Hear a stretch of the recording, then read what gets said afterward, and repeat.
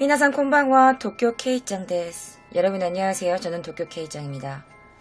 매주 금요일 밤 12시 아프리카 TV에서 도쿄 K짱을 검색하시면 기묘한 이야기를 생방송으로 보실 수 있습니다. 제가 오늘 가지고 온 기묘한 이야기는요, 일본에서 예전부터 전해져 내려오는 괴담 이야기를 들려드릴 거예요. 바로 코토리바코라는 이야기입니다. 자, 그러면 지금부터 기묘한 이야기 속으로 여러분들을 모실게요.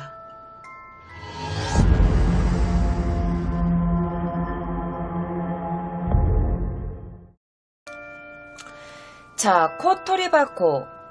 자, 한국어로 의역을 하면은요, 아이를 뺏는 상자라는 뜻이에요. 코, 아이, 토리, 토르, 뺐다, 하코, 상자. 그래서 아이를 뺏는 상자라는 뜻입니다.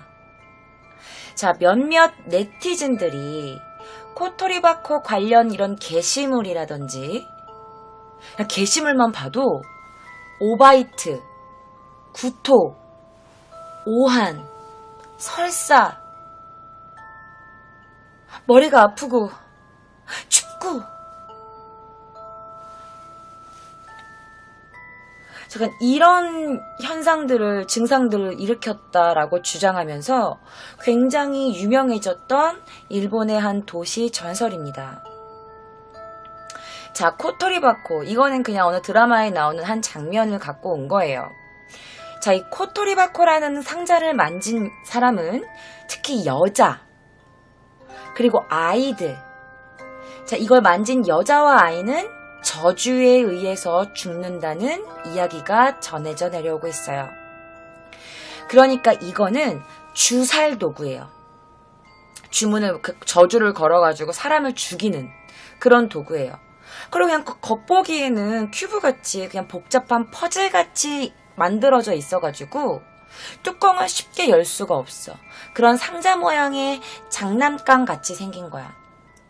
그래서 호기심 많은 아이들이 이거 막 퍼즐 같은 거 이거 뭐야? 라면서 이렇게 풀기 위해서 만지다가 죽는다, 죽게 한다.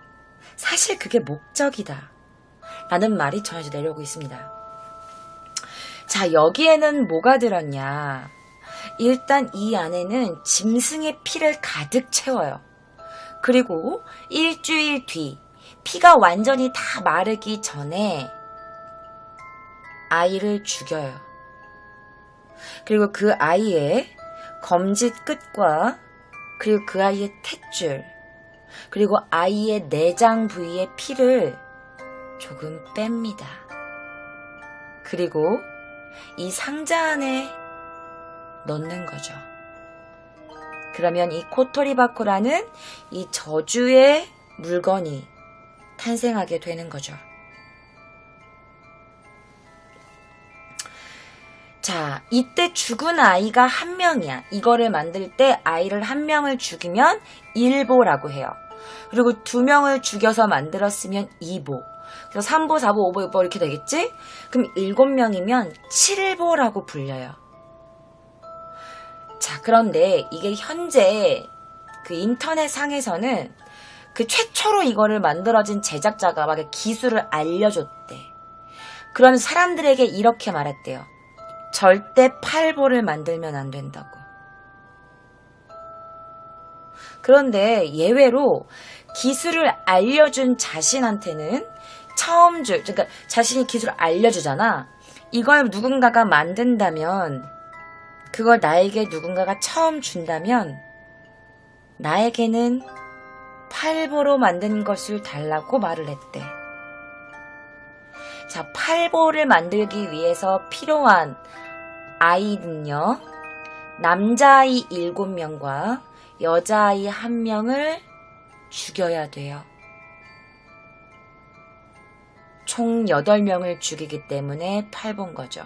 그러니까 1보부터 8보까지가 있는데 이 숫자가 높을수록 그 주술의 힘이 굉장히 강해지는 겁니다.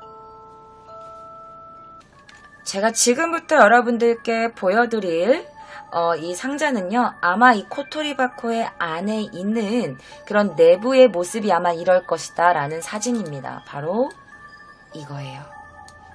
보시면 검지가 들어있고 아기 탯줄 같은 게 들어있고 무슨 피가 굳어있는 그런 형체를 나타내는 게 있죠. 이게 바로 코토리바코 내부 안입니다. 자, 그럼 코토리바코는 언제 어떻게 생겼냐? 이 코토리바코는요, 1860년대 후반에서 1880년대 전반 사이에, 그러니까 에도 시대 때부터 만들어졌대요. 당시에 오키노사마에서 이렇게 반란, 전쟁 같은 게 일어났대. 그래서 그 반란이 진압되면서 거기서 반란을 일으켰던 그 주동자 한 명이 끌려간 거야. 근데 얘가 끌려가는 도중에 탈출을 한 거지. 그러면서 얘가 어디를 갔냐? 불악민에 들어가요. 불악쿠민이라는 그 사람들이 있는데 그 불악 안으로 들어갔어요. 그런데 이 불악민들이 얘 주동자잖아. 얘가 반란 주동자인데 그러면 얘를 잡으러 누군가가 올 텐데 그럼 우리가 얘를 도와준 줄 알고 우리까지 다 피해를 보면 안 되잖아. 그래서 불악민들이 자기네까지 덩달아 피해를 입을까봐 얘를 죽이려고 했어. 너 때문에 우리 피해볼 수 없어. 죽어. 그런데 이 불악민이 빌어요. 이 주동자가 비는 거야. 나 살려주면 관청에 대항할 무기를 만들어줄게요. 그러니까 나 한 번만 살려주세요. 라고 이 반란 주동자가 그 불악민들에게 막 빌어요. 그런데 이 불악민들이 그래? 어떤 무기인지 한번 들어는 보자. 라고 해서 불악민이 얘를 이렇게 설득을 당해요. 불악민이 이 주동자한테. 그래서 만들어진 게 바로 이 코토리바코예요. 이 코토리바코를 만들었어. 아이를 죽였고 짐승의 피를 넣었어. 그러면서 이때부터 불악민들이 자신을 괴롭히던 관청, 그리고 그 관청의 주변 일대에다가 선물을 주는 것처럼 연기를 해서 이걸 바칩니다. 저희가 이거를 만들어 왔으니 저의 성의를 받아주십시오. 라고 해서 불악민이 그 관청에다가 선물을 보내는 것처럼 해서 보냅니다. 왜냐면 상자잖아. 조그만 무슨 퍼즐 같은 상자니까 이게 뭔지 한번 볼까? 라고 해서 그걸 만졌어. 자, 이걸 만진 관계자들의 아내, 그 관계자들의 여자, 그리고 관계자들의 아이들이 모두 다 죽어버려요. 그래서 불악민이 그 관청의 관계자들을 주살하는데 다 성공을 한 거야. 그래서 그때부터 조금 바뀐 거지, 입장이. 관청과 관청 주변을 협박하기 시작합니다.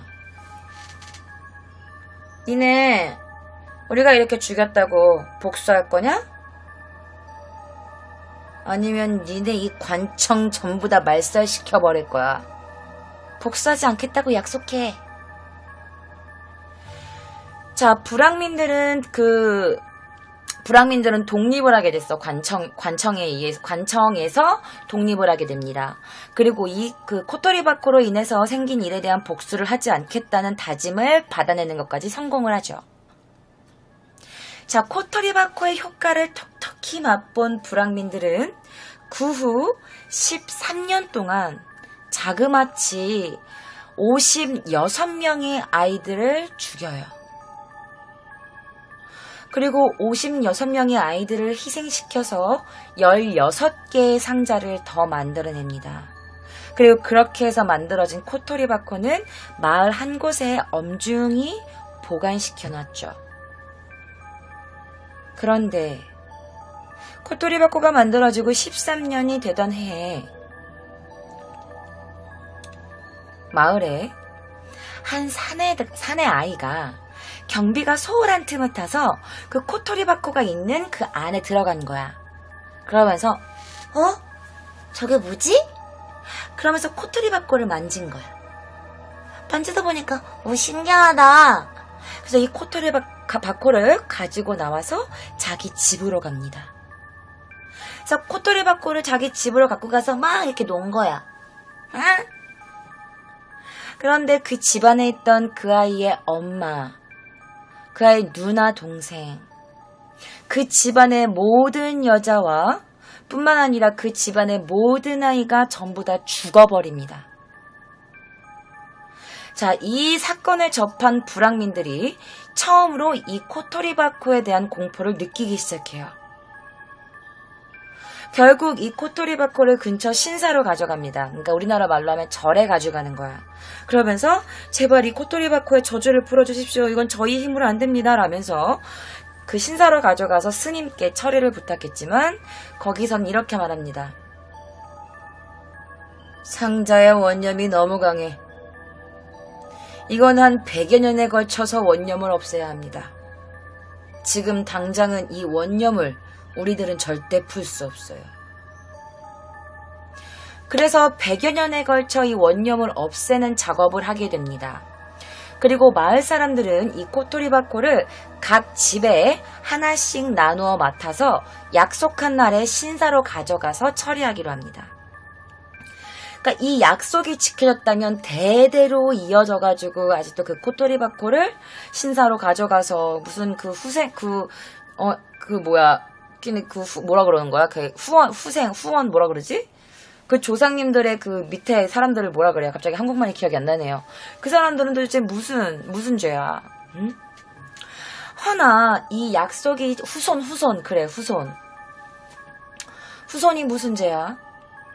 어쨌든 이 약속이 지켜졌다면 16개의 코토리바코는 1990년대 후반 정도에는 사라졌어야 정상이야. 그런데 어느 날 갑자기 일본 인터넷 사이트에서 이 코토리바코에 대한 얘기가 돌기 시작해요. 그러면서 어떤 사람들이 댓글을 달기 시작하는 거지. 저거 우리 집에 비슷한 물건이 있는데? 나 지금 그 상자 만졌더니 두통이 너무 심해요. 그리고 갑자기 너무 추워요. 라는 댓글들이 막 달리기 시작해요. 그러면서 후일담이라고 이게 에피소드까지 나오게 됩니다. 그래서 그 에피소드를 제가 여러분들께 잠깐 가지고 올 거예요. 그런데 생각보다 이 이야기가 굉장히 유명하더라고요. 두 쌍의 커플이 있었어요. 그리고 그 중에 한 명은요, 그 집안이 신사였던 거야. 절이었던 거야. 그러니까 아버지가 신당을 하고 계시는 분이었던 거지. 그리고 그 두 쌍의 커플 중에 여기 한 남자는 아빠가 거기 신당을 하고 계시니까 자기도 원래 평소 직업은 회사원이었는데 그 무슨 명절이나 아니면 어떻게 신을 모시는 날이나 이런 날에는 아버지를 도와서 신당에서 이렇게 신을 같이 모시는 일도 했었대요. 그러니까 영감이 굉장히 좀 강한 친구였겠지? 어쨌든 이 두 쌍의 커플이 만나가지고 놀기로 한 거야. 그리고 이제 한 명의 여자친구가 늦게 도착을 합니다. 근데 갑자기 이 신당을 하고 있었던 그 남자가 너 뭐 갖고 왔어? 라고 한 거지. 그래서 이 커플이 늦게 온 여자가 나 아무것도 안 갖고 왔는데? 아, 맞다. 야, 나 우리 집 청소하다가 재밌어 보이는 물건이 있어서 가져왔는데 볼래? 라고 하면서 어떤 상자를 꺼냅니다. 자, 그 순간부터 그 신사 집안의 남자는 굉장히 좋지 않은 기운을 느끼기 시작해요.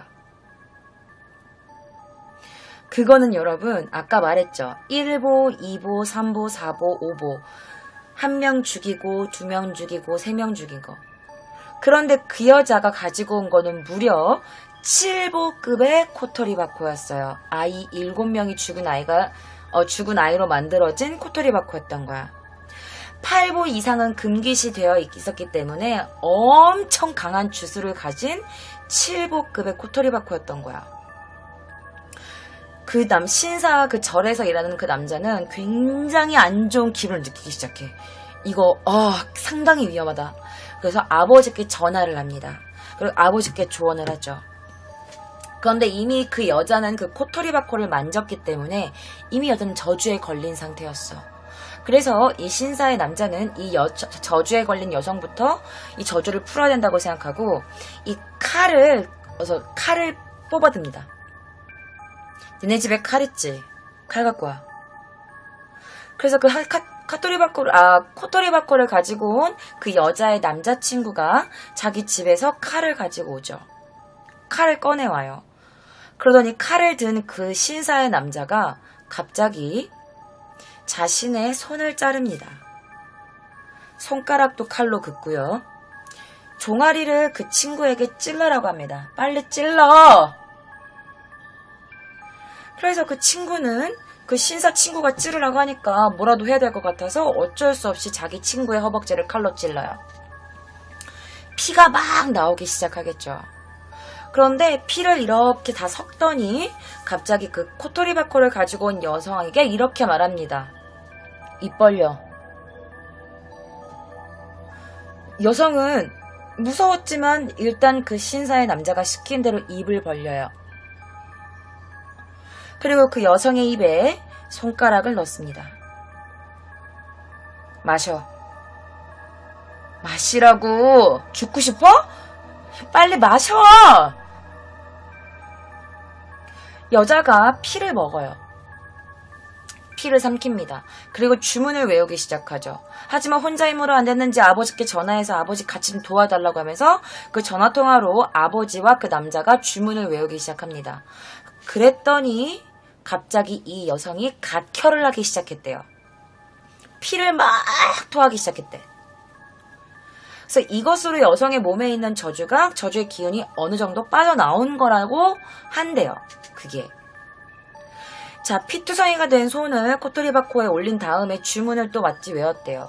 그런 다음에 그 코토리바코를 자기 집의 신사로 가져가서 처리했다고 합니다. 그런데 이 후유증인지 그 신사 집안의 남자는 8일 동안이나 집에서 쉬고 회사를 가지 못했대요. 그런데 알고 보니까 이 코토리바코를 가지고 온 이 여성의 집안이 과거 불황민 집안이었대요. 그래서 이 코토리바코가 그 창고 안에 있었던 거야. 그리고 코토리바코를 매년 그 신사로 가져가서 이 100년 동안 이거를 풀어주기로 했어야 했는데 그게 계속 연결되지 않았던 거지. 후손이 바뀌면서 그게 연결되지 못하면서 그럼 그 코토리바코가 원념이 빠지길 계속 창고 안에서 기다렸는데 그 창고에서 이 코토리바코가 점점 잊혀지는 바람에 처리하지 못했던 거야. 완전 최강의 정말 저주를 갖고 있는 그 7급의 코토리바코였는데 이 여성이 그게 코토리바코가 뭔지 모르고 그냥 재밌어 보이는 퍼즐 같아서 이거 같이 친구들이랑 풀려고 갖고 나온 거지. 근데 코토리바코 안에는 아이의 손가락과 탯줄과 아이의 내장의 피가 들어있었던 거예요. 이게 실제로 일본의 그 니채널이라고 이 ECH라고 되어 있는 그 일본 사이트에 올라와 있던 글이고 실제로 이 내용이 굉장히 일본 안에서도 유명했었던 글이래요. 제가 사진을 하나 좀 보여드릴게요. 이게 바로 코토리바코로 만든 그런 내용을 만든 만화예요. 이 왼쪽 편에 있는 여자가 어떤 상자를 들고 있는 피 흘리는 상자를 들고 있죠. 이게 바로 괴이중욱이라는 일본의 한 애니메이션이고요. 이 오른쪽에 어두운 배경 화면은 이게 게임의 한 장면이에요. 어떤 여자애가 조그만 상자를 이렇게 들고 있죠. 이것도 코토리바코에 대한 내용으로 만든 게임입니다.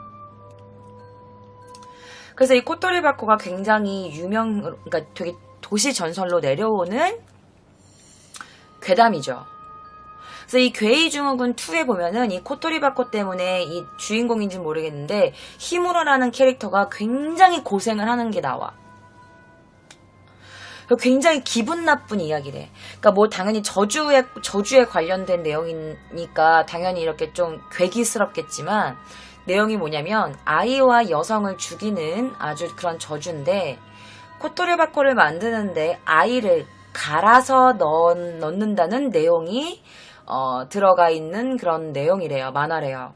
저도 이 만화를 못 봐서 모르겠지만 이 만화에 대해서 남긴 어떤 그 블로그를 보니까 아이를 갈아가지고 저 학고 안에 상자 안에 넣는 그런 내용이라고 합니다. 자, 여러분 근데 그거 알고 계세요? 한국에도 이런 내용이 있습니다. 그 이야기는 제가 조금 뒤에 들려드릴 거예요. 자, 황당하게도 이 글을 읽은 많은 일본인들 사이에서도 자기네 집에도 비슷한 물건이 있다라는 증언이 막 쏟아져 나오기 시작합니다. 그래서 뭐 채널에서 댓글 달리겠지. 야, 이거 그럼 너도 있고 나도 있고 뭐 상자가 이렇게 많은데 이거 어떻게 된 거야? 막 이러면서 막 또 이것도 거짓말하지 마라, 주작하지 마라, 막 이렇게 올라갔겠지. 그런데 사실은 이 코토리바코를 만드는 방법을 나도 알고 있고 여러분도 지금 알게 됐잖아요. 그래서 이 비슷한 상자를 만드는 방법이 비록 널리 퍼져 있었기 때문에 사람들이 어떤 사이코들이 실제로 그걸 만든 사람이 있을 수도 있다라는 그런 내용도 퍼지기 시작하는 거지. 아이를 죽여서. 그런데 이게 괴담이니까 사람들이 너나 나나 그래 한번 이 괴담을 한번 진짜로 만들어 볼까라고 하면서 댓글을 쓴 사람도 있겠지만, 그런데 여러분 생각해봐. 이게 왜 갑자기 누구한테서 처음에 이 코토리바코라는 괴담이 나온 걸까? 이렇게 생각하면 굉장히 기묘한 일이죠. 자, 제가 말씀드렸잖아요. 이 코토리바코랑 비슷한 게 우리나라에도 존재합니다. 여러분 알고 계셨나요?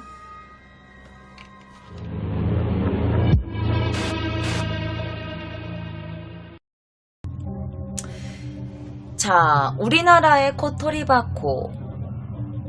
자, 그 제작 방법을 제가 알려드리겠습니다. 우리나라에는 옛날부터 뭐가 있었죠? 무당이 있었어요. 자, 우리나라는 일단 무당이 나옵니다. 무당이 일단 오갈 데 없는 아이를 잡아다가 항어리에 가둬놓습니다. 그리고 굶겨요. 뚜껑을 열고 먹을 것을 보여줍니다. 먹고 싶지? 그럼 배고픈 아이가 어떻게? 라고 음식을 향해 손을 뻗겠죠. 그 순간 아이의 손을 잡아서 손가락 끝을 잘라버립니다. 그리고 항아리는 그대로 땅에 묻어놓고 아이를 굶겨 죽여버려요. 그런데 왜 자꾸 손가락 끝을 자르는 거예요? 일본도 그렇고 한국도 그렇고. 이게 아기가 살기 위해서 이렇게 할 때 모든 전기가 손가락 끝에 모여있대요. 그래서 아이의 손가락을 자른대요.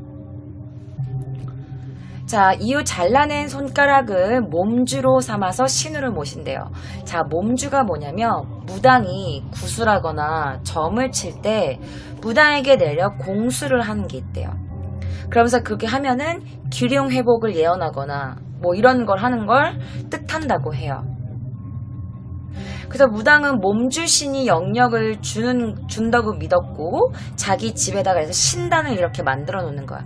그러면서 그를 모시게 되면서 몸주랑 무당은 각별한 관계를 지내게 되는 거죠. 이게 바로 몸주라고 해요.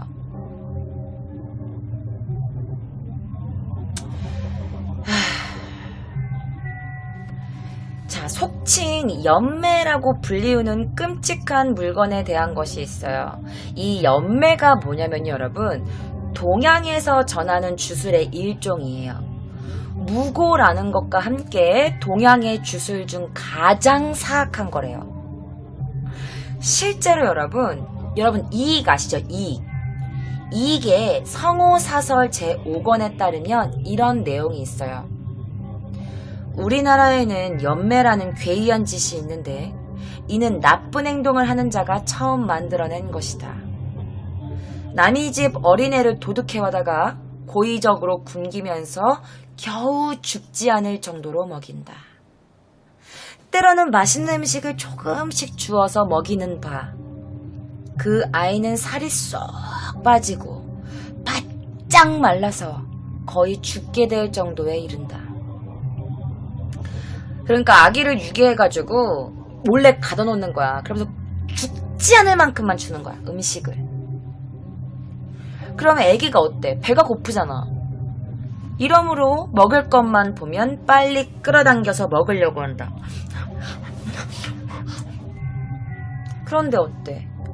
잘 건강하게 다른 집에서 살고 있는데 갑자기 누군가가 몰래 데리고 와서 자기를 좁은 데 가둬놓고 굶기고 애가 외롭고 무섭고 그러면서 계속 배고픔에 굶주리며 점점 굶어가는 거야. 그러고 나서 아기는 굉장히 음식에 대해 강한 집착을 가지게 되지. 결국 아이가 죽기 직전 버틸 수 없을 만큼 흉측하게 마르게 되면 죽통에 담아, 그러니까 대나무통 있죠. 대나무통에 깊숙이 음식을 이렇게 숨겨놓는데 음식을 넣는 거야. 그럼 애가 빼샥 말랐잖아. 애가 거기다가 애가 좋은 반찬을 이렇게 넣어놓고 아기를 꿰는 거야. 여기 들어가면 맛있는 거 있는데 먹고 싶지. 그럼 애기가 그럼 대나무통 그 죽통 속으로 들어가잖아. 피골이 상접해서 몸이 작아진 아이는 그 좁다란 대나무통 속을 들어갑니다. 그리고 음식에 대한 일념만으로 발버둥 치며 들어가죠. 아이는 그 좋은 반찬을 보고 배불리 먹을 생각으로 발버둥 치면서 죽통을 뚫고 이렇게 나가려고 합니다. 그런데 이때 날카로운 칼로 아기를 번개처럼 빨리 찔러 죽여버립니다. 그래서 아이의 정혼이 죽통 속에 뛰어든 후에 죽통 주둥이를 꽉 틀어막는데요. 그리고 그 아이의 정혼이 밖으로 나오지 못하게 막는데요. 그래서 이렇게 죽통 안에 끔찍하게 구겨 넣어진 아이는 그 모습 그대로 연매가 되는 거예요. 그런 다음 그 죽통을 가지고 부잣집들을 찾아다닙니다. 좋은 음식으로 아기의 귀신을 유인해서 여러 사람에게 병이 생기도록 하는 거죠. 오직 이 아이의 귀신이 침범함에 따라 모두 머리도 앓고 배도 앓는다. 그리고 그 모든 병자들이 제발 나 좀 낫게 해줘. 저 좀 낫게 해주세요. 라고 요구한 다음에 아이의 귀신을 유인하여 앓는 머리와 배를 낫도록 만들어주는데 그 대가로 받은 돈과 곡식은 모두 자기의 이득으로 만든다. 이게 바로 이익의 성호사설 제5권에 나옵니다. 연매고독이라는 거예요.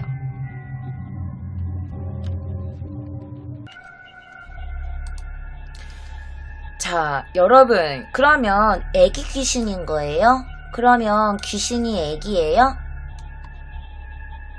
저 들어본 적 있는 것 같아요. 왜 무당이 막 애기 목소리 내고 아기 동자 이런 거랑 똑같은 거예요? 궁금하신 분들 계시죠? 자, 우리나라의 요괴 중 한 명, 그러니까 귀신이라고 표현해야 될지 모르겠지만 한 명이 누구죠? 바로 태자귀라는 귀신이 있어요. 태자귀. 자, 태자귀가 뭐냐? 바로 죽은 어린아이나 자의적인 낙태, 유산으로 의해서 죽은 태아의 영혼을 뜻합니다. 그러니까 유산도 자연 유산이 있지만, 그러니까 낙태죠. 수술하는, 그래서 아이를 죽이는 이런 것들을 그렇게 해서 죽게 된 아이가 바로 태자귀라고 해요. 이는 근래의 괴담이야. 요즘의 괴담이고 한국민속신앙사전에 의하면 옛날에는 어린애들이 굉장히 많이 죽었잖아요. 뭐 굶어 죽기도 하고 아파서 죽기도 하고. 그때 옛날에 사망률이 가장 높았던 게 뭐냐면 바로 천연두였대요. 특히 많이 아파서 죽고 영양실조로 죽은 아기 영혼들을 태자귀라고 불렀대요. 뭐 태자귀, 동자신, 탱자귀라고도 부르고 무당에게 실린 것을 바로 태주 혹은 명도라고 부릅니다. 명도가 뭐예요? 명도는 3살 미만의 말을 제대로 못하는 어린 아기들, 그런 아이들이 죽은 걸 바로 명도라고 불러요. 그러니까 3살 미만의 말을 잘 못하는 애기들이 죽은 귀신을 명도라고 부른대요. 그런데 요즘 근래에 와서는 태주도령 혹은 동자, 애기동자, 산신동자, 선동이란 이름이 선호된다고 합니다.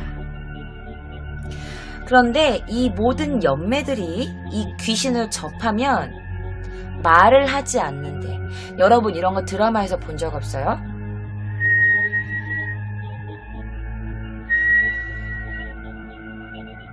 휘파람, 그리고 막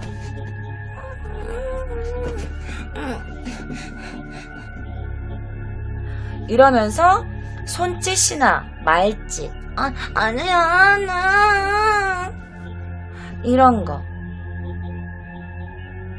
나도 소름 끼쳐. 내가 하면서 너무 잘하는 것 같아.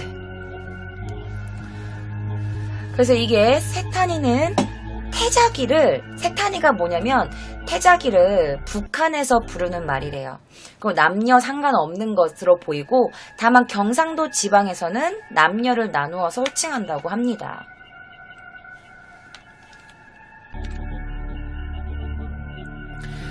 자, 오주연장 문상고의 태자귀변 증설에 따르면 태자귀가 이렇게 오잖아?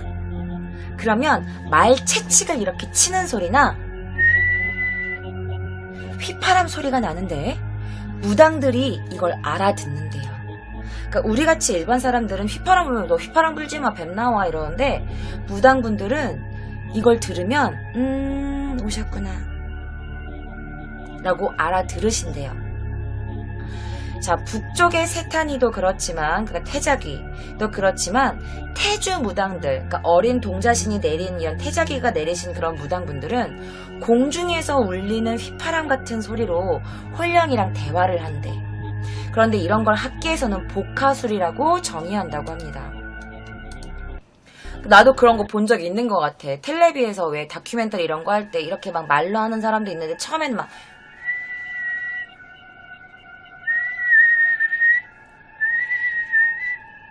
나 이런 거 본 거 있었거든요. 이게 얘기를 하는 거래, 그 태자귀랑. 그리고 태자귀가 들어온 무당은 아기처럼 말한대요. 아기처럼 말하고 신점은 치는 거야. 그리고 구슬할 때는 칠성거리에서 무당의 몸에 들어온대. 막 이런 거 있잖아. 너 좀 있으면 죽어. 얘 어떡해요? 막 이런 거 있잖아. 애기 목소리 내면서 하는 거. 그런데 이 귀신은 영유아의 홀령, 그러니까 아기 유아의 홀령이잖아. 그래서 굉장히 변덕이 심하고 진지함이 없대. 그래서 단골들 있지, 점 자주 보러 오시는 분들 앞에서는 나 안 해! 싫어! 이러면서 막 변덕을 부리는 경우도 되게 많대. 그리고 막 되게 일부러 막 틀린 점괘를 알려주기도 하고 막 그런데요. 근데 자주 보러 오시는 손님들은 이런 거를 그냥 아이고 넘어간대요. 어쨌든 동자동녀라는 게 있어요, 여러분. 대략 5살에서 15살 사이에 죽은 귀신을 바로 동자동녀라고 한대요. 주로 무당의 몸을 빌려서 나타납니다. 그리고 이 무녀는 어린아이의 말로 자신의 의사를 전달한다고 한대요. 그리고 이렇게 동자신이 들어오면 신통력이 굉장히 강하대. 그런데 아까 지금 방금 말씀드렸다시피 기분에 따라서 행동하고 인간에 대한 정이 아직 성립되지 않았대. 그러니까 인간에 대한 정을 이렇게 어른들은 이렇게 아는데 애기들이니까 모르는 거야. 장난치기 좋아하고 자기 기분에 따라 막 변덕도 심하고. 그런데 이 동자신을 잘 달래면 사람들이 원하는 요구를 잘 들어주기도 한다고 해요. 그러나 왜 애기 신 내리면 되게 신발 좋다는 말 있잖아, 왜. 근데 강한 영혼만큼 후한도 만만치 않대.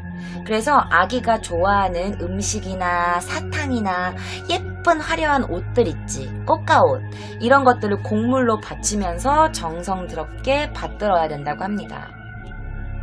자, 이 아기 신은 점을 칠 때 무당이 원하는 집의 굴뚝을 통해서 안으로 들어간대요. 그리고 집안 내력과 운명을 알아낸다고 해요. 그런데 이거를 말로 알려주지 않고 휘파람으로 전하는데 인간의 귀륭화복 그리고 예언 이 외에도 자손이 번창하거나 무병장수하거나 이렇게 막 피나이다 그러면 그래 들어줄게 그렇게 기원을 들어주기도 한다고 해요. 뭐 옛날 말에 의하면 심지어는 죽은 자를 살려내는 힘까지 지니고 있다는 말도 있어요. 그렇게 사전에 기재되어 있대요. 자, 점을 치지 않을 때는 신당에 모신 꽃에 이렇게 머문대요. 여러분 혹시 그거 보신 적 있나요? 연꽃 안에 되게 어린 동자가 이렇게 앉아있는 거 혹시 그런 거 보신 적 있어요? 여기도 이제 태자기를 누가 그린 건데 이렇게 보시면 꽃, 화려한 것들, 아기자기한 것들을 굉장히 좋아한대. 그래서 태자기뿐만 아니라 한국의 신당들은 신당 안에서 보면 조화가 굉장히 많잖아요. 꽃, 생화. 그래서 그런 신령들이 그런 꽃 위에 좌정한다고 합니다. 그런데 이게 불교의 영향이라는 말들도 있대요. 자, 태작이란 어린아이 귀신으로 아이가 죽어 혼은 날아가고 백만 엉기인 유혼 체백이 사람에게 붙어서 기륭과 먼 곳의 사정을 알려준다. 라면서 이게 성호사설에도 이 이야기가 나온대요. 태자기 이야기가. 근데 왜 태자귀예요? 이 태자란 이름을 붙인 이유가 뭐냐면 옛날 중국 진의 태자, 신생 여기서 유래된 말이라고 해요. 그런데 이 태자귀가 좀 집집마다 방문한대. 그러면서 이렇게 물어본다는 거야. 가느다란 목소리로 제자가 되어드릴까요? 제자가 되어드릴까요?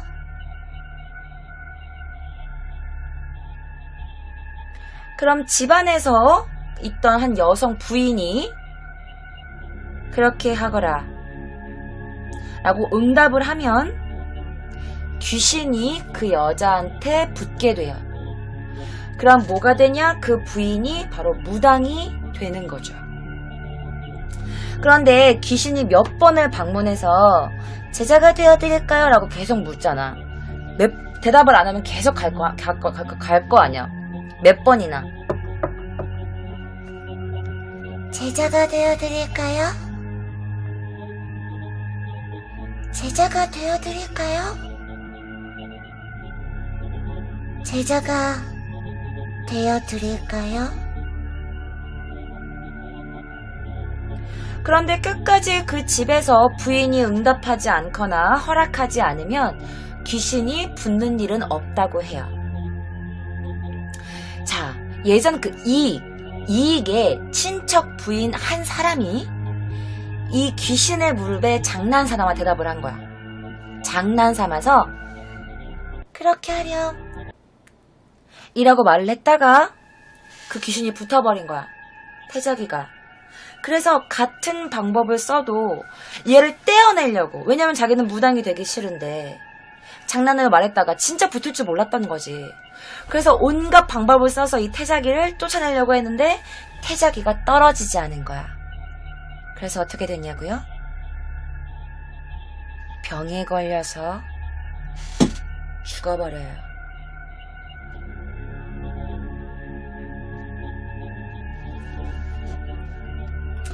예전에 봉신서라는 데가 있었는데 봉신서라는 데가 있는 게 아니라 봉신서라는 어떤 서적이다.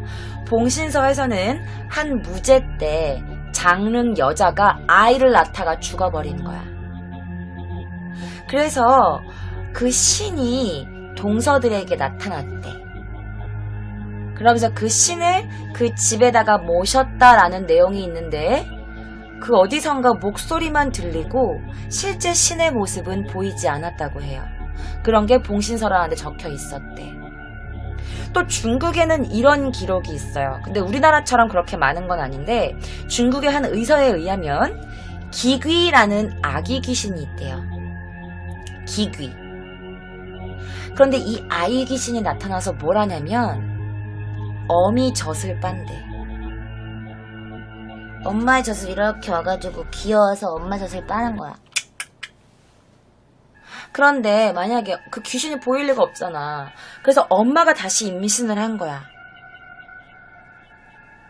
그런데 엄마가 다시 임신하면 이 아기가 질투를 한대요. 그래서 엄마가 새로 임신한 이 아기가 병이 든대요.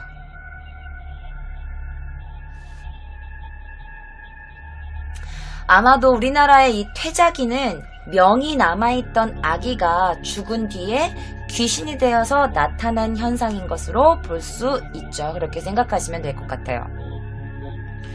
그러면 퇴자기는 왜 생기는 거예요? 알려드릴게요.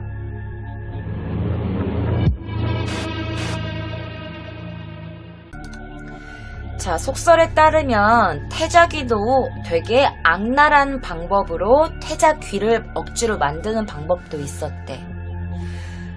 그건 아까 제가 말씀드린 거 똑같아요. 아기를 가두어서 굶긴 다음에 음식에 든 대나무통을 보여주어서 아이의 정신이 모두 그 대나무통에 있는 음식에 쏠리게 되는 거지. 그럼 아기가 거기를 최선을 다해서 그 음식 하나 먹으려고 이렇게 기어가는 거야. 근데 아기가 대나무통으로 들어갈 때 아기의 목을 잘라. 그래서 그 대나무통에 아기의 영혼이 깃들게 한 다음에 그 대나무통을 막고 흔들어서 태자귀를 부르는 거야. 그런 다음에 이걸로 신점을 치게 하는 거지.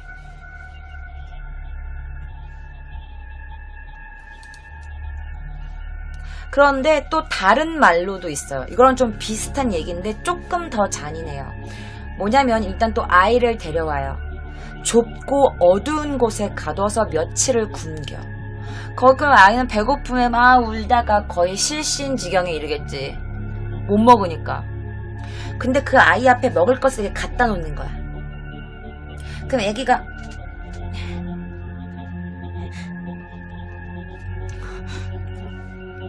먹을 것을 향해 손을 내미는 순간 그 손을 잘라버리는 거야. 그러면서 이거를 신체로 삼는 거예요. 제물로 삼는 거지. 그리고 아기가 막 이럴 거 아니야. 손 혹은 손가락을 잘라서. 그럼 이거 잘린 아기가 막 거의 뭐 과다출혈로 죽거나 뭐 이렇게 막 뭐 실성을 하겠지. 그런데 아이의 시체를 48조각으로 토막을 낸대요. 48조각으로 토막을 낸 다음에 그 토막 시체를 태운다고 합니다. 태운대요. 그리고 자른 손은 작은 괴짝에 넣어서 99일이 지나면 그 아이의 영혼을 조종할 수 있다고 했대요. 근데 실제로 조선시대의 기록서나 1976년경 신문에 이렇게 실렸던 그 아기를 유괴해서 태자기를 만들려고 했다는 기록이 있대요. 1976년이면 그렇게 옛날도 아니야, 그치? 근데 아기를 유괴해서 왜 유괴했냐 그랬더니 태자기 만들려고 그랬는데요. 이런 게 기록이 있대. 그리고 인터넷에 떠도는 조선시대 괴담 12가지, 거기서 일부를 옮기면 제가 지금부터 여러분들께 말씀드리는 게 두 가지가 있어요. 한 가지예요. 대표적인 게 뭐냐면 김위라는 사람이 있었대. 김위는 개성에서 살고 있는 선비였어. 그런데 어느 날 갑자기 자신의 어린 아들이 유괴를 당합니다. 유괴당한 아이는 빛 한 점 없는 깜깜한 바위굴에 갇혀서 누군가가 전해주는, 작은 통로로 전해주는 그 달달한 죽 비슷한 음식만으로 연명을 하죠. 그렇게 6년이나 그렇게 지내요. 빛 한 점 없는 바위굴에 누가 주는 죽만 먹고 사는 거야. 그러다가 6년 뒤 재령의 장수산에서 철강을 캐기 위해 굴을 파던 한 광부에 의해서 구조가 된대요. 그런데 이 광부는 수소문 끝에 결국 이 아이의 아버지인 김위를 찾아냅니다. 김위는 아이고 우리 아들 좀 보자. 아이고 이 가여운 거. 이러면서 아들을 어떻게든 살려보려고 했지만 아이가 생각해봐. 깜깜한데 사람을 못 만났어. 6년 동안이나. 그리고 죽만 먹었어. 누가 주는 죽만. 그 사람 꿀꿀이죽 같은 거를. 그래서 이미 정신이나 육체적으로 망가질 대로 망가진 이 아이는 결국 2년 뒤에 숨을 거둡니다. 이게 바로 1500년대 말엽쯤에 회자되던 사건이래요. 이게 어우 야담에 나오는 진짜 이런 이야기라고 합니다. 그래서 이 괴담이 조선시대 유학자들이 무당의 명예를 실추시키기 위해서 이렇게 만들어낸 이야기다라는 그런 내용도, 그런 소문도 있었지만 정확한 건 우리가 옛날 살진 않은 이상 모르겠죠. 자, 아까 제가 말씀드렸던 연매, 무고 또는 고독, 이게 다 주술의 일종이야. 한국, 중국, 일본 이 세 나라 공통으로 이 연매, 무고, 고독, 이게 이 주술들이 가장 악독한 주술로 뽑힌대요. 일본에서도 고독이라는 그 주술과 함께 최악의 주술로 간주돼서 고독, 연매라고 묶어서 불렸대요. 이 고독이라는 게 고독하다 이게 아니라 주술의 한 그런 종류인 것 같아요. 제가 다음에 기회가 된다면 이 고독, 연매 이런 거에 대한 이야기를 한번 가지고 와보도록 하겠습니다. 자, 하다못해 중국에서도 이것들을 하지 못하게 금기했어. 수나라 개왕 8년, 그러니까 588년도에 묘기, 고독, 연매, 야도 이런 주술들을 모두 금지시켰대. 1763년에 사망한 이익, 우리나라 이익, 그 성호 사설을 통해서 그 현잡을 위한 술술로 설명하며 조선왕록실록에도 이 연매를 금지한다는 내용이 나온대요. 그만큼 굉장히 악랄하고 정말 해서는 안 되는 정말 너무 저주가 센 주술인 거야. 자, 그럼 무고는 뭐냐? 무고 또는 고독은 고대 동양에서 사용된 주술이에요. 그 성질이 뭐냐? 그 주술이 뭔데요? 저주예요, 저주. 저주 내리는 거야. 그리고 그 주술을 거는 그 과정이 너무 끔찍한 거지. 너무 잔혹한 거야. 그래서 동양의 주술 중에서도 가장 사악한 거지.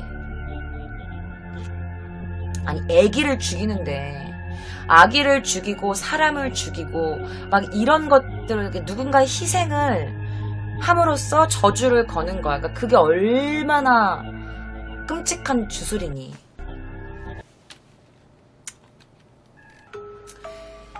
자, 의학 강목 권제 25에 따르면 무고에 대해서 알려드리는 거예요. 무고는 어떻게 하는 건데요? 무고 주술이 뭔데요? 자, 무고는 어떻게 하는 거냐? 바로 뱀, 진해, 그리마, 그러니까 그리마가 돈벌레지. 그리마, 두꺼비 이런 유독 동물들을 안 좋은 그냥 독 있는 약간 이런 거 있지. 막 좀 징그럽고 막 이런 거. 이런 동물들을 잔뜩 모아서 한 항아리에 집어넣어요. 그럼 어떡해? 진해, 두꺼비, 뱀이 있으니까 어떡해? 지네들끼리 물어뜯겠지. 싸우겠지. 그러면서 이렇게 해서 막 서로 묻어두게 배틀로얄 식으로 해가지고 한 마리가 남을 때까지 그냥 내버려둔대. 그리고 맨 마지막에 살아남은 동물의 독을 채취한대요. 그리고 이 독을 어떻게 하냐? 음식물에 넣는 거야. 그리고 사람을 죽여버리는 거지.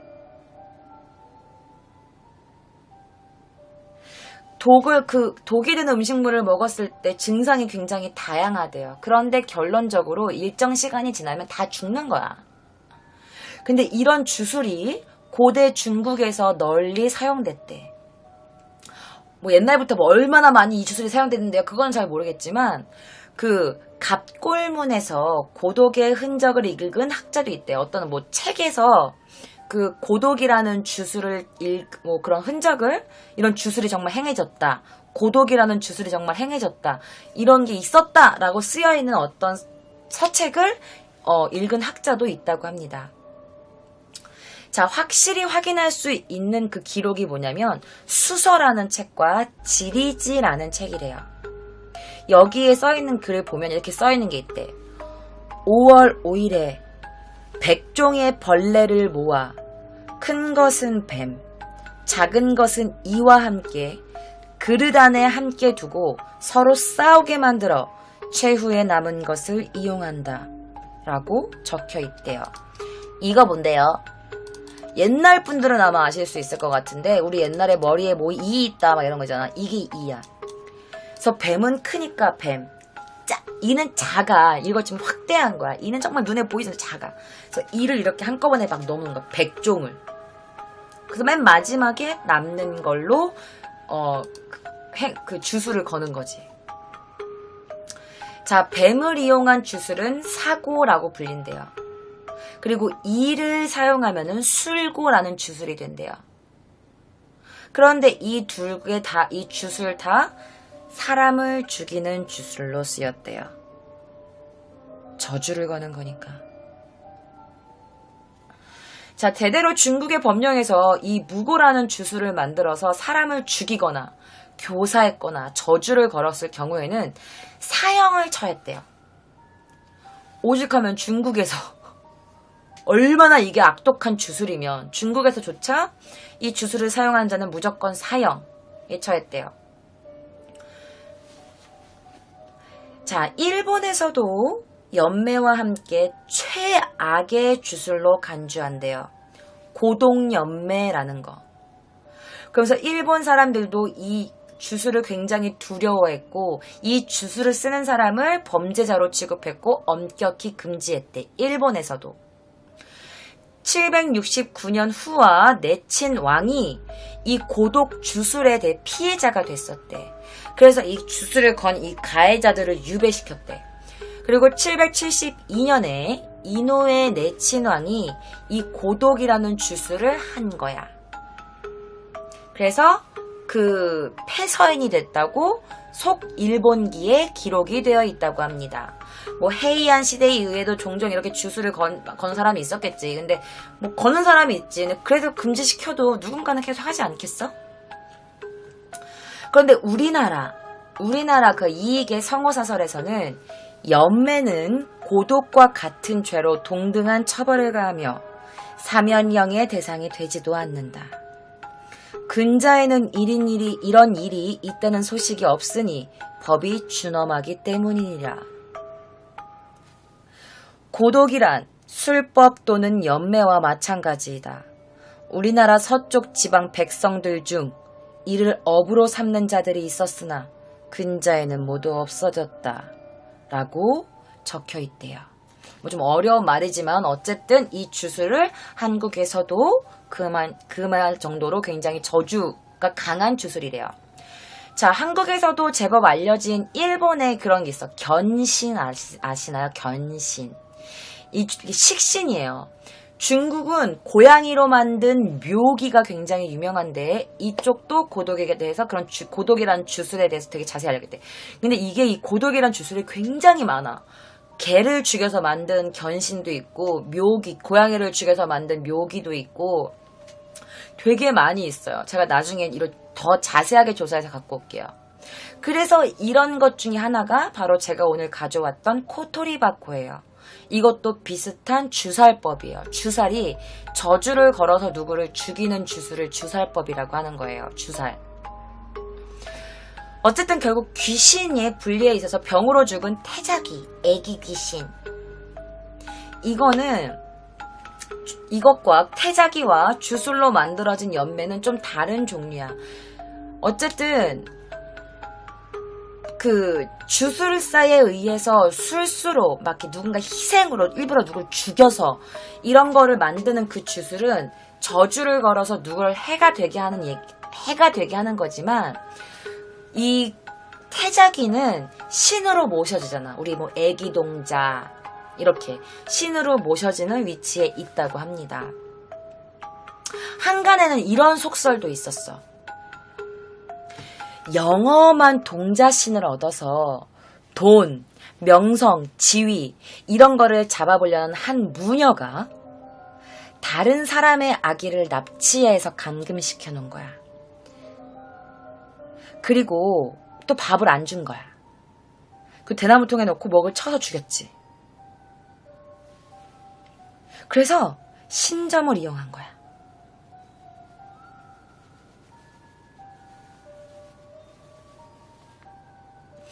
자, 이야기의 재미를 위해서 제가 이것과 관련된 이런 태자기를 모시고 있는 어떤 한 무당에 대해서 알려드리고자 합니다. 일제시대 경상북도 영덕에 사는 한 30대 후반의 미인 무당이 있었대. 그녀는요, 굉장히 영험하기로 소문이 난 무당이었대요. 그런데 또 사람들이 사기꾼이야 사기꾼 이런 소문도 있긴 했었대. 그런데 그 당시에 영덕 경찰서에서 일본인 서장이 있었대. 그런데 이 서장이 이 무녀가 사기를 친다는 소문을 듣고 그 진위 여부를 파헤치기 위해서 직접 서장실로 이 무녀를 부릅니다. 그리고 이 무녀를 시험해 보려고 하죠. 그래서 시험을 해서 혹시나 이 무녀가 사기를 친다, 사기꾼이다 라고 판단될 때는 이 무녀를 구속시켜서 단죄하려고 했었대. 그래서 경찰서장이 이 서장실에 부하, 민환 형사를 동석시켜서 이 무녀의 영역을 시험하기 시작합니다. 그래서 서장의 사전 지시로 동석한 한 형사가 이 무당을 피해자 심문하듯이 사답게 막 여자를 막 다그치는 거야. 야, 당신이 만약에 사기를 치지 않고 진짜 능력이 있다면 서장님께 최근 근황에 대해서 말해봐. 말해봐요. 맞춰봐. 했더니 이 무녀가 서장의 얼굴을 무섭도록 신기 충만한 눈으로 노려보기 시작합니다.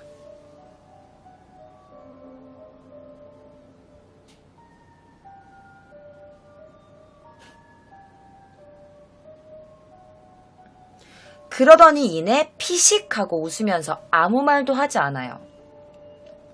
그러니까 이 서장이 기분이 나쁘잖아. 그래서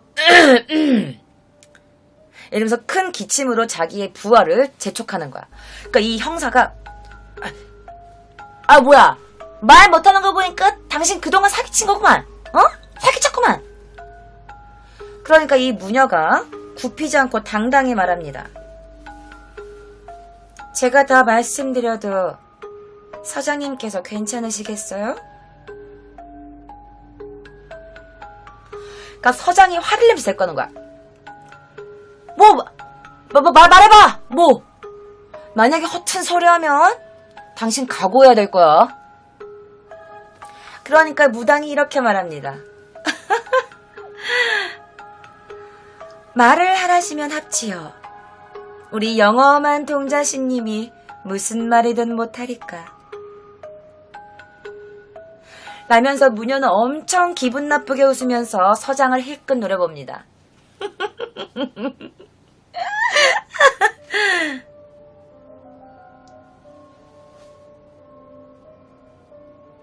그리고 나서 아무것도 보이지 않는 허공에다 대고 태자기를 주문처럼 연거푸 부르기 시작했대요.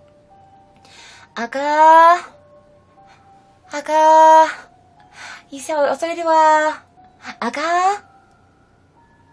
이러면서 갑자기 휘파람을 불기 시작했대. 아가야.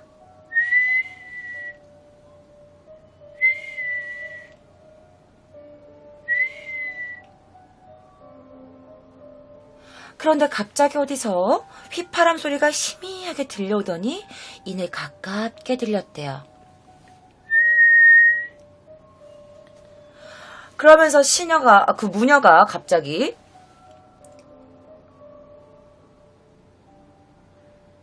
조금 전의 음성까지는 전혀 다른 천진난만한 아이의 목소리가 나오기 시작했대. 그러면서 이렇게 말하기 시작한 거야. 엄마, 저 아저씨는 부인 말고 강시성의 젊은 첩이 또 있는데 돈도 되게 많이 갖다 준다? 근데 큰일 났어. 저 아저씨 첩 때문에 석 달 후면 관직에서 쫓겨나게 생겼어. 엄마 어떡해. 저 아저씨 울게 생겼어. 불쌍해라.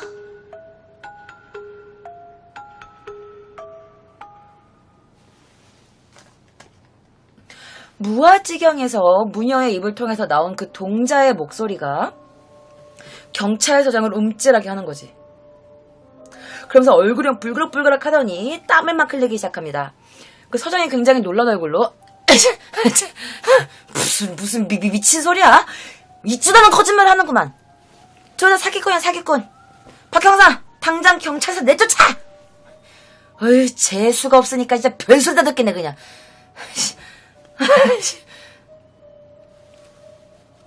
그래서 부하는 서장의 백지장 같은 얼굴을 보면서 순간적으로 이렇게 웃으면서 무녀를 황급히 경찰서에서 내보냅니다. 그리고 그날 밤, 그날 심야에 평상복을 입고 빵모자를 쓴 한 남자가 무녀 집으로 들어갑니다. 그리고 아무도 없는 것을 확인한 뒤에 손살같이 그 안으로 들어가죠. 그리고 무녀에게 이렇게 애걸복걸합니다. 제발 내가 첩 때문에 관직에서 쫓겨나지 않는 비법 좀 가르쳐주세요. 내 무슨 일이든 다 하리라.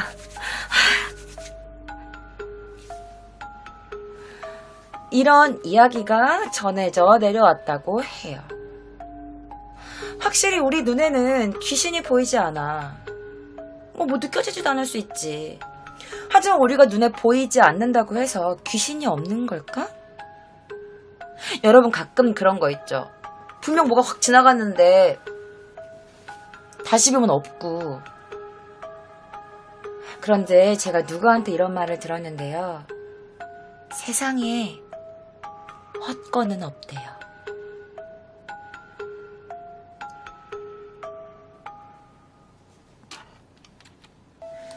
자, 불교에서는 태자기를 전문적으로 이렇게 천도하진 않는데, 천도가 뭐냐면 이렇게 좋은 데 가시라고 이렇게 기도 드리는 거야.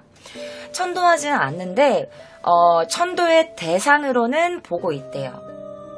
그리고 태자기가 있는 집은 태자기가 질투를 한대.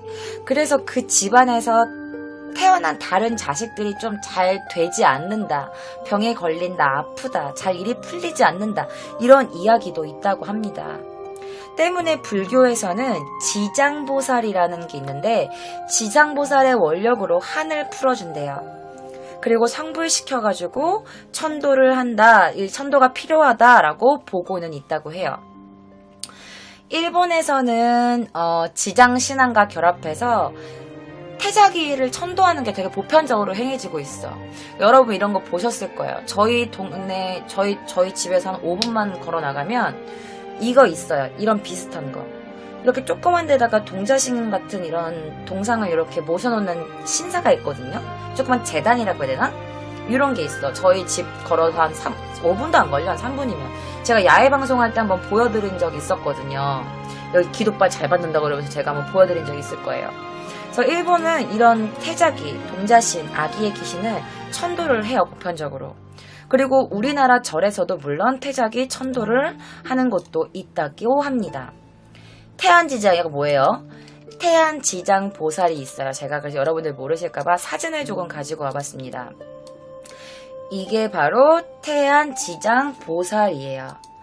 자, 보시면 한쪽 손에는 석장을 짚고 있고 왼손으로는 동자를 안고 있어요. 이게 바로 태안지장 보살님이에요. 그래서 이 태안지장의 이 모습이 제가 지금부터 말씀드릴 불교 설화에서 유래한다고 합니다. 그 설화가 뭐냐 지금부터 제가 읽어드릴게요. 이승과 저승 사이에는 삼도천이 흐른다. 이 강가 모래밭에는 부모 자식의 인연이 두텁지 못해 어려서 죽은 갓난아이와 햇빛도 보지 못하고 죽어간 핏덩이들이 모래밭에서 고사리 손으로 손을 모아 탑을 쌓고 있다고 한다. 부처님의 공덕을 빌어 삼도의 강을 건너려 그 고사리 손을 모아 돌을 하나하나 들고 어머니를 생각하며 합장을 하고 다시 돌 하나를 들어 아버지를 생각하면서 탑을 쌓는다. 그러나 하나의 탑이 완성되어 갈 때쯤이면 저승의 도깨비들이 나타나 호통을 치며 쇠방망이로 탑을 다 부셔버린다.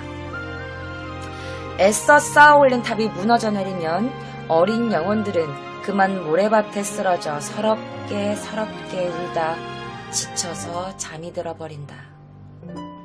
그때 지장보살님이 눈물을 흘리며 나타나서 옷자락으로 어린 영혼을 감싸 안으면서 오늘부터 나를 어머니라고 불러라 라고 하면서 삼도천을 건네준다고 한다. 여기서 유래된 게 바로 이 태양지장보살님이 그래서 이렇게 아이를 안고 있는 모습이라고 합니다. 자, 우리나라 사찰에서는 노골적으로 드러내놓고 태자기를 애도하고 천도하지는 않아. 그런데 사실 일본에서는요, 아까 제가 보여드렸던 이런 신사 있잖아요. 이런 신사에서는 되게 태자기의 아기의 영혼을 위로하는 돌탑이 이렇게 마련되어 있어. 나는 그 돌탑이 이 태자기를 위한 돌탑이라는 건지는 몰랐지만, 물론 모든 돌탑이 다 그런 건 아니지만, 아기의 영혼을 위로하는 돌탑이 마련되어 있는 걸 종종 보실 수 있을 거예요. 사찰 마당에 이런 사찰, 신사, 이런데 마당 한 구석에 작은 돌덩이들을 이렇게 모아가지고 탑처럼 쌓아놓은 게 저도 몇 번 봤거든요. 그런데 그 돌탑 옆에 나무에는요, 오색 비단같이 이렇게 손바닥만한 아기 옷이 걸려져 있대. 근데 아기 옷이 걸려져 있는 건 보지는 못했어. 그런데 보시면 이렇게 아기 목에다가, 이렇게 동자승 목에다가 이렇게 빨간 목도리 같은 거 걸쳐줘요. 저희 동네에도 이렇게 목에다가 빨간 목도리를 걸쳐 있어요. 그리고 아기들이 좋아하는 놀이기구 같은 것도 이렇게 준비해 놓고 있다고 합니다. 돌탑 옆에는 향을 피워요. 그리고 이제 아기가 좋아할 만한 놀이기구나 과자 등을 차려놓고 합장을 하면서 이렇게 해서 고개 숙여서 기도를 드리는 여자들을 종종 보실 수 있습니다. 자, 그녀들은 회한의 눈물, 그러니까 그게 뭐냐면 엄마들인 것 같아. 내가 봤을 때. 뭐 아기가 자연유산이 돼서 어쩔 수 없이 아기를 잃었거나 아니면은 뭐 낙태를 했거나 아니면 아기가 어렸을 때 사고로 죽었거나 병으로 죽었거나 자기의 아기를 이렇게 좋은 곳으로 가라고 엄마가 미안하다고 이러면서 이렇게 한대요. 그래서 그렇게 기도를 드리는 엄마들이 아가야 이 죄 많은 엄마를 용서해다오 막 이러면서 이렇게 아기랑 대화하듯이 독백을 하기도 한다고 합니다.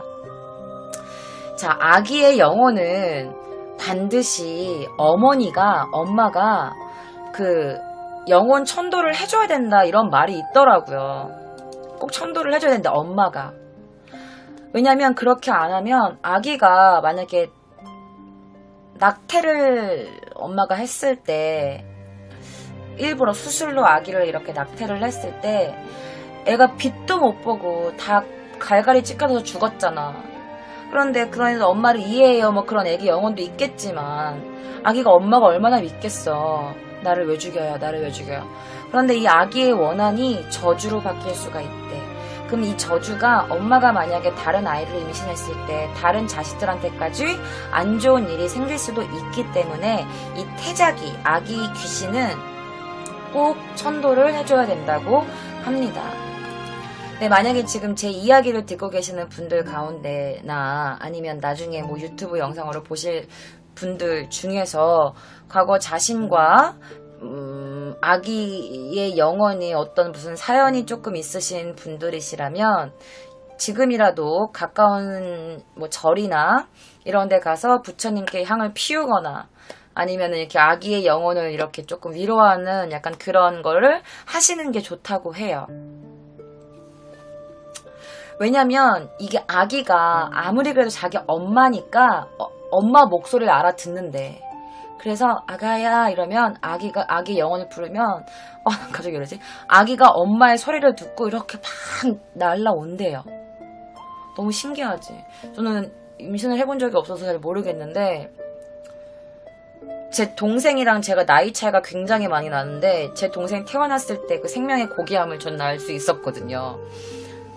그래서 감히 제가 어떻게 엄마의 마음에 비교하겠냐마는, 어쨌든 그런 사연이 계신 분들은 지금이라도 가까운 절에 가셔서 기도를 하시는 게 좋을 것 같습니다. 그래서 이때 엄마는 자기 아기한테 진심으로 속죄를 해야 하고 화해를 해야 하고 아기의 영혼을 위로해 줘야 된대요. 그래서 이 아기가 환생할 수 있도록 천도를 해줘야 된대. 그래서 생사의 고통이 없는 부처님의 세계로 이렇게 인도해 줘야 된다, 뭐 이런 이야기가 있어서 한번 가져는 와 봤어요. 근데 이게 또 어떻게 엄마만의 죄입니까? 이게 맞잖아요. 이게 뭐 엄마만의 죄일까요? 그래서 아빠도 같이 가서 천도 기도를 드리는 게 좋다고 합니다. 그래서 이승에서 맺지 못한 이 가슴 아픈 이 인연을 천도로 승화시킬 수 있다면, 그 태자기, 그 죽은 아기 귀신과 그리고 어쩔 수 없이 아이를 보낼 수밖에 없었던 이 부모가 이제 그 두 명 다 이렇게 좀 더 행복해질 수 있는 길이 아닐까 싶습니다. 그래서 어떤 스님이 이런 글을 남기셔가지고 제가 한번 가지고 와봤어요. 나는 경세에 목탁을 치며 외친다. 아기와 슬프게 이별해야만 했던 부모여. 매일 초하루를 아기의 영혼의 천도일로 정하고 불전을 향해 향을 피워 기도하는 마음을 가지시라. 오직 이 길만이 현세와 내세에 받을 인과의 업보에서 벗어날 수 있는 해원 상생의 유일한 길임을 명심할지어다. 여기서 해원 상생은 뭐냐면 원한을 풀고 같이 살아간다는 뜻이래요. 지금도 나의 귓가에는 이 세상에서 빛을 보지 못하고 억울하게 죽임을 당해 버려진 무수한 아기들, 태자귀, 동자신의 울음소리를 들으며 붓을 놓는다. 아, 고해의 중생이여, 고귀한 영혼, 고귀한 생명, 고귀한 인연을 세월이 강물처럼 흘러가더라도 결코 잊어서는 안 될 것이다. 라는 어떤 한 스님의 글귀였습니다. 자, 오늘은 코토리바코라고 아이를 죽여서 저주의 주술을 거는 이야기를 가지고 왔는데, 설마 한국에서도 이런 이야기가 있을 줄 몰랐어요. 그래서 오늘은 일본의 괴담과 한국의 괴담 두 가지를 가지고 와봤습니다. 그럼 전 다음 주 금요일날 여러분들과 함께 또다시 기묘한 이야기로 만나도록 하겠습니다.